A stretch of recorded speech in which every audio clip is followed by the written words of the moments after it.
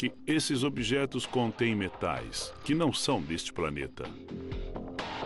A quantidade abundante de evidências físicas me leva a acreditar que este planeta está sendo visitado por inteligências de outro lugar. E parece que uma dessas visitas foi mortífera. Eles viram uma série de corpos que os levou a acreditar que algo extraordinário havia acontecido. Arquivos extraterrestres. Arquivos extraterrestres. Nos anos 70, foram encontrados um anel reluzente e um objeto estranho no braço de um homem. Em 25 de agosto de 1974, em Coiame, no México, houve outro fenômeno ufológico. O local está em poucos mapas e tem mais agaves do que pessoas. Mas vários habitantes dizem que realmente aconteceu. É uma noite tranquila de verão. Os moradores de Coiame estão para se recolher. A 800 quilômetros dali, os sistemas de defesa aérea dos Estados Unidos registram um objeto voando a mais de 4.000 quilômetros por hora e a 23 mil metros de altitude. Só uma coisa é certa: não é deste planeta. As leituras iniciais indicam que deve ser um meteoro. Mas um minuto depois, fica claro que é impossível. Aquele objeto viajava e descia em etapas. Diferentemente de um meteoro, ele faria um arco. Parece que o objeto vai em direção a Corpus Christi, no Texas. A defesa aérea é alertada. De repente, um objeto voador não identificado vira para a esquerda e entra no espaço aéreo mexicano, perto de Brownsville, no Texas. Sobre o México, o objeto continua a ser rastreado. Mas o radar não vê uma pequena aeronave indo na direção do UFO. Outra coisa interessante nesse caso é que na mesma hora que esse UFO fazia zigue-zague, havia um avião partindo de El Paso, indo na direção da cidade do México.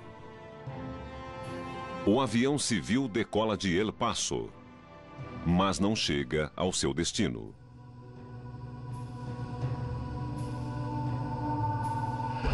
Ao mesmo tempo, os militares americanos veem o objeto sumir do radar. Parece que o impensável aconteceu. Presumiram que houve uma colisão de algum tipo entre a nave e o avião. Eles acharam que eles se chocaram.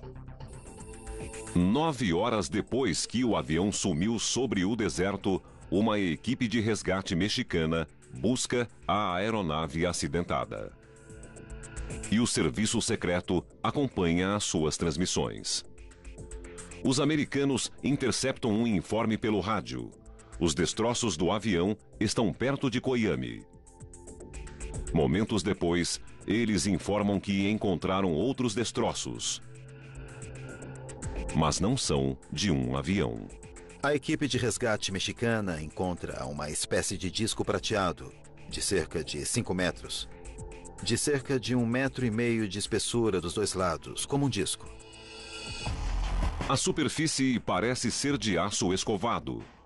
Não tem inscrições, luzes nem corpos. Contudo, parece haver danos causados por uma colisão com o avião na hora em que caiu. E os mexicanos imediatamente decretam silêncio de rádio. Enquanto isso, os americanos oferecem a sua assistência ao governo mexicano nos trabalhos de resgate. A oferta é recusada. O governo mexicano negou tudo. Disse que eram apenas destroços de um avião. Enquanto os mexicanos recolhem os destroços, os americanos reúnem uma equipe de elite em Fort Bliss, no Texas. A equipe tem 3 helicópteros Huey e um Sea Stallion. A equipe fica de prontidão enquanto a equipe de vigilância avalia a situação. Os americanos estavam acompanhando tudo através de sua rede de vigilância de espionagem, através da vigilância de satélites e também com aviões, que voavam a baixa altitude. Os americanos veem que o UFO foi colocado sobre um caminhão e retirado do local da queda. Depois, fotos de satélite revelam algo surpreendente. O comboio havia parado. Algo deu errado. Então eles viram uma série de corpos que os levou a acreditar que algo extraordinário havia acontecido. E os militares enviam a sua equipe de resgate. 4 helicópteros deixam a base. Uma das coisas que parece óbvia nesse caso é que o governo norte-americano respondeu com muita habilidade, com muita rapidez e organização. Eles tinham uma equipe reunida em Fort Bliss e rapidamente estavam lá no local, estavam recolhendo tudo. Já haviam feito isso antes. Mas eles não estavam preparados para o que iriam ver. Usando trajes de bioproteção, os soldados se aproximam e encontram os mexicanos mortos. Não há tempo para descobrir o que os matou, mas ufólogos têm várias teorias. De algum modo, eles tiveram contato com um agente letal, um agente bacteriológico que não era deste mundo. Foi um agente biológico extraterrestre de algum tipo que os matou e essa é minha teoria favorita. A equipe americana é rápida. Eles encontram o OVNI preso a um caminhão. Eles mudam o posicionamento das faixas e o amarram a um cabo de carga do helicóptero. Então, o disco de cerca de 700 quilos é içado e levado para os Estados Unidos. Depois, a equipe volta sua atenção para as outras evidências. Os destroços do avião, os veículos do comboio e os corpos da equipe mexicana. Eles recolheram os destroços, os corpos da equipe de resgate mexicana e então os detonaram com explosivos. Fizeram isso para encobrir as evidências. Depois, a equipe voltou para a base. Especula-se que o OVNI foi levado para Atlanta, para Fort Bliss ou para a base da Força Aérea Wright-Patterson. Se a queda de 1974 foi real, não restavam provas.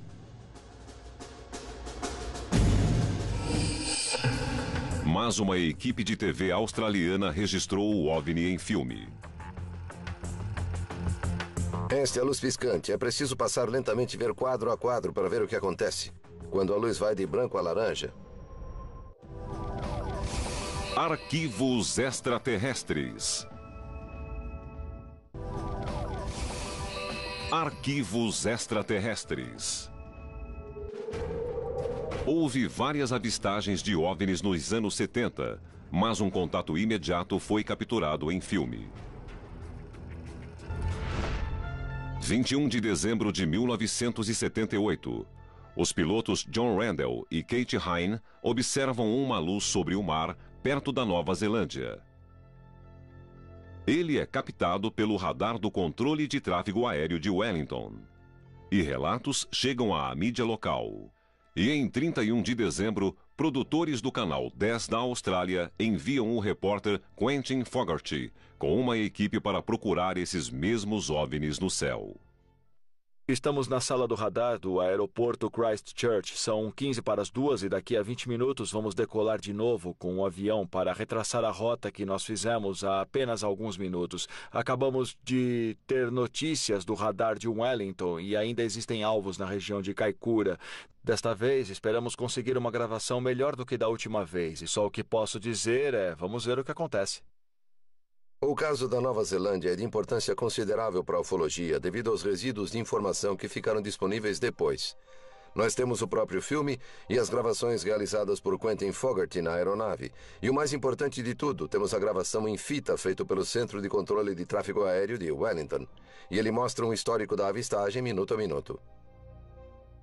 Estamos a cerca de 3 minutos do aeroporto de Christchurch e a este bordo estamos vendo duas luzes bem brilhantes. Uma bem mais brilhante do que a outra. É uma estrela muito, muito brilhante e logo abaixo dela outra luz, não tão brilhante. Pouco antes da meia-noite, Fogarty decola com o piloto de cargueiro Bill Startup. Nada acontece, mas então, à 00:05, eles veem luzes e objetos vindo pelo lado direito do avião. Fogarty então liga a câmera e começa a filmar. Parece que as duas luzes ali estão viajando conosco. Elas ainda estão ao largo da asa deste bordo. A luz mais brilhante ainda está acima da outra e ela se moveu um pouco adiante da outra. Ela é muito brilhante, muito mais brilhante do que qualquer estrela no céu. O radar observa os objetos e a torre confirma a sua presença e grava a conversa. Este é o áudio real deste evento. O alvo está a 11 horas, a 5 quilômetros. Entendido, ainda não temos contato. Está a 9 horas, a uns 3 quilômetros. Bill lembra que, inicialmente, o objeto estava à frente dele e que então passou rapidamente pelo seu lado esquerdo. E ele então virou o avião para a esquerda para vê-lo. No solo, o controle de tráfego aéreo manda uma mensagem para o capitão.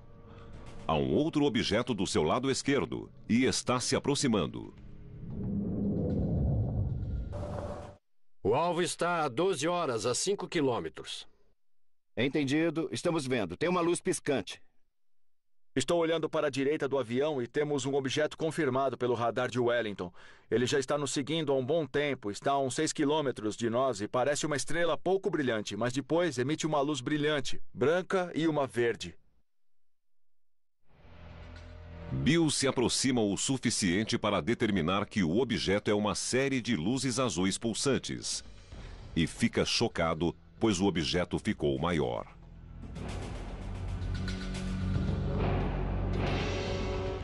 Houve um evento de radar bem interessante em que algum objeto chegou tão perto do avião que, para o radar de Wellington, parecia que a imagem do alvo tinha dobrado de tamanho.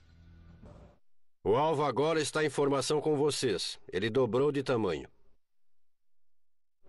O alvo duplicado aparece nos radares por 36 segundos e então volta ao normal.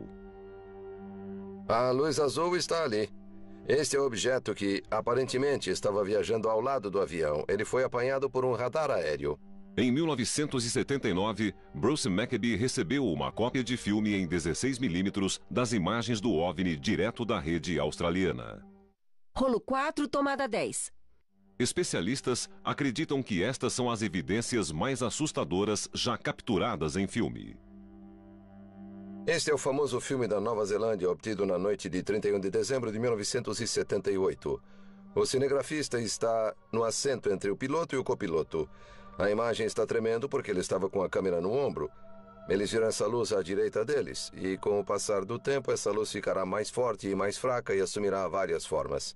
Esta é a luz piscante. É preciso passar lentamente e ver quadro a quadro para ver o que acontece. Quando a luz vai de branco a laranja, veja que a imagem foi para o lado quando ele virou um pouco a câmera para centralizá-la de novo. Aquele outro alvo que estava nos seguindo agora se reuniu a outros 2. Então, nesse momento, temos 3 objetos voadores não identificados voando à nossa direita e nos seguindo. Um deles está nos seguindo há provavelmente uns 10 minutos. Pelo menos eu espero que tenhamos visto o suficiente por esta noite e que o resto da nossa viagem de volta ocorra sem mais avistagens. Acho que já vimos OVNIs suficientes por uma noite. Ou por uma década. Nos anos 70, no mundo todo, muitos afirmam ter visto OVNIs. Em estradas e fazendas norte-americanas, até nos céus da Nova Zelândia. São embustes, truques ou apenas frutos da imaginação? Ou será que existe mesmo vida inteligente lá fora? Uma colisão de algum tipo. entre a nave e o avião, eles acharam que eles se chocaram. 9 horas depois que o avião sumiu sobre o deserto, uma equipe de resgate mexicana busca a aeronave acidentada. E o serviço secreto acompanha as suas transmissões. Os americanos interceptam um informe pelo rádio. Os destroços do avião estão perto de Coyame. Momentos depois, eles informam que encontraram outros destroços. Mas não são de um avião.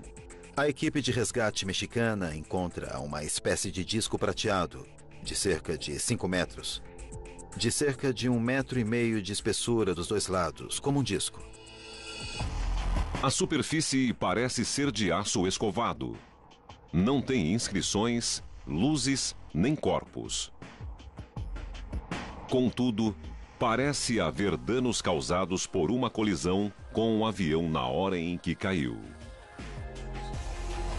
E os mexicanos imediatamente decretam silêncio de rádio.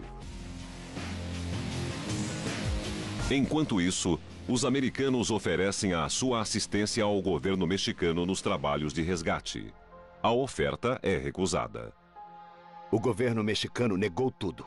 Disse que eram apenas destroços de um avião. Enquanto os mexicanos recolhem os destroços, os americanos reúnem uma equipe de elite em Fort Bliss, no Texas. A equipe tem 3 helicópteros Huey e um Sea Stallion.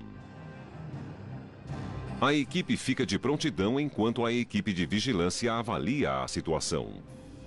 Os americanos estavam acompanhando tudo através de sua rede de vigilância de espionagem, através da vigilância de satélites e também com aviões, que voavam a baixa altitude. Os americanos veem que o UFO foi colocado sobre um caminhão e retirado do local da queda. Depois, fotos de satélite revelam algo surpreendente. O comboio havia parado. Algo deu errado.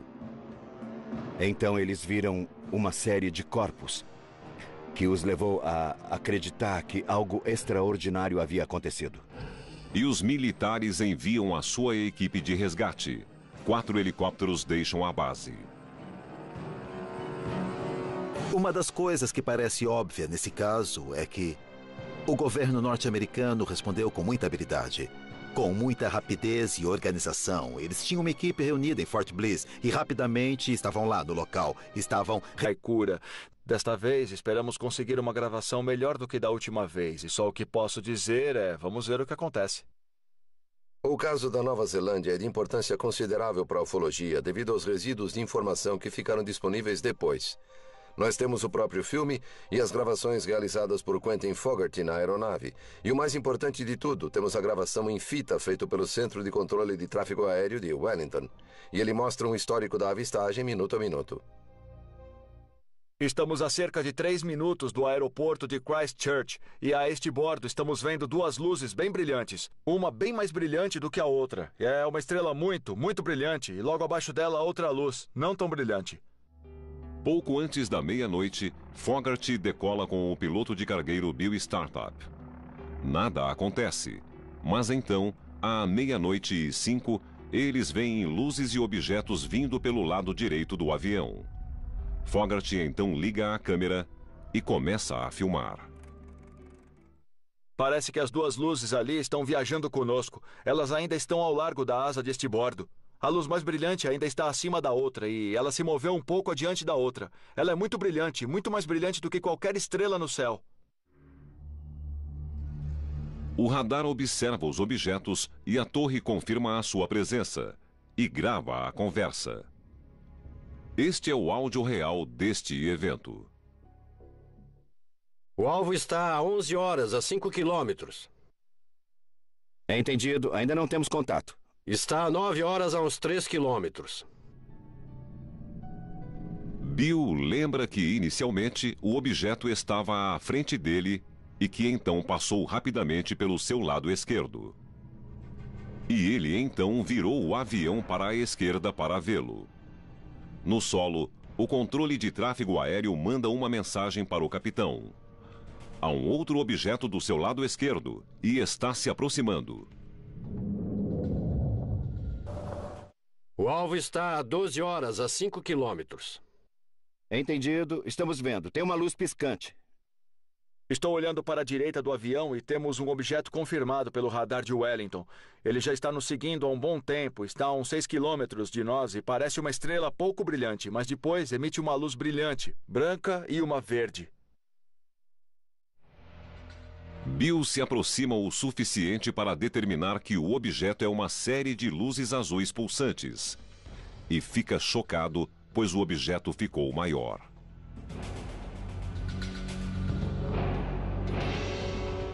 Houve um evento de radar bem interessante em que algum objeto chegou tão perto do avião que, para o radar de Wellington, parecia que a imagem do alvo tinha dobrado de tamanho. Identificado, vira para a esquerda e entra no espaço aéreo mexicano, perto de Brownsville, no Texas. Sobre o México, o objeto continua a ser rastreado.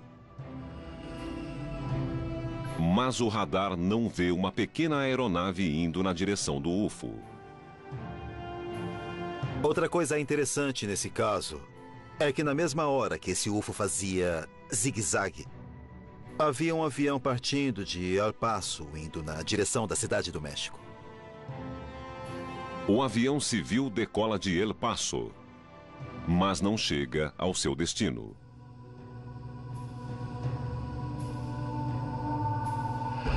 Ao mesmo tempo, os militares americanos veem o objeto sumir do radar. Parece que o impensável aconteceu. Presumiram que houve uma colisão de algum tipo entre a nave e o avião. Eles acharam que eles se chocaram.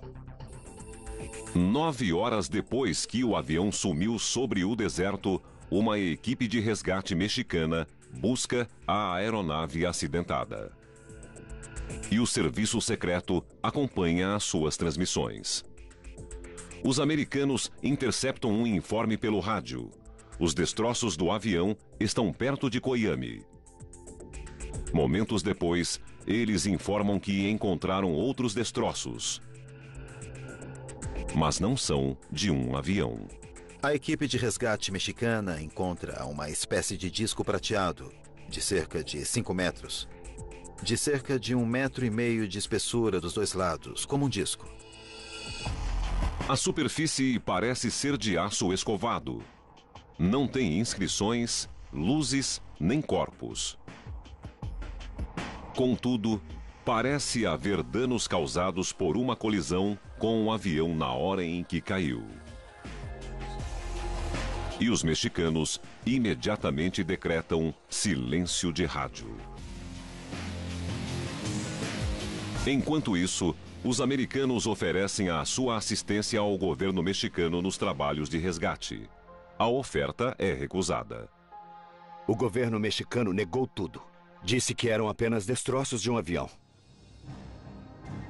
Enquanto os mexicanos recolhem os destroços, os americanos reúnem uma equipe de elite em Fort Bliss, no Texas.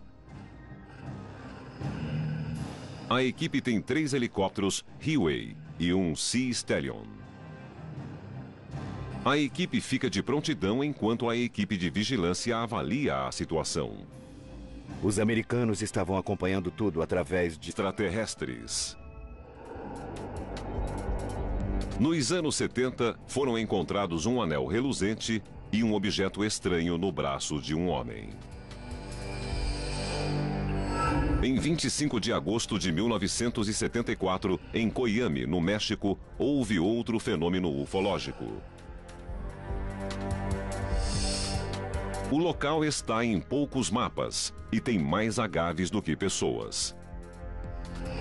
Mas vários habitantes dizem que realmente aconteceu.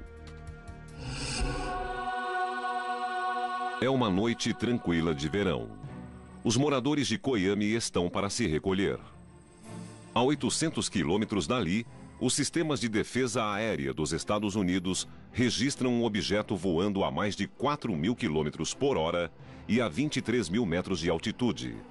Só uma coisa é certa: não é deste planeta.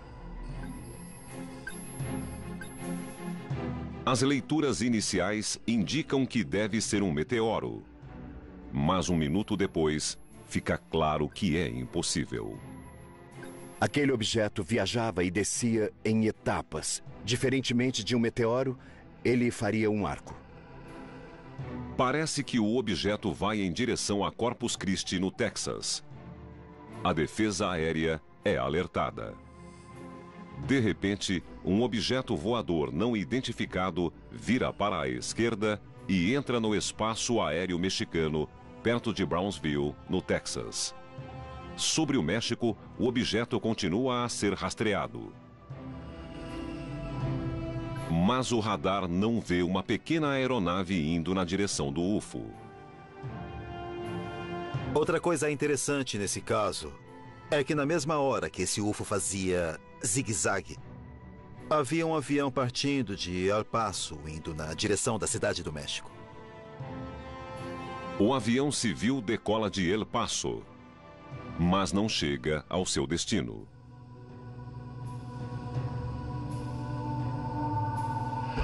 Ao mesmo tempo, os militares americanos veem o objeto sumir do radar.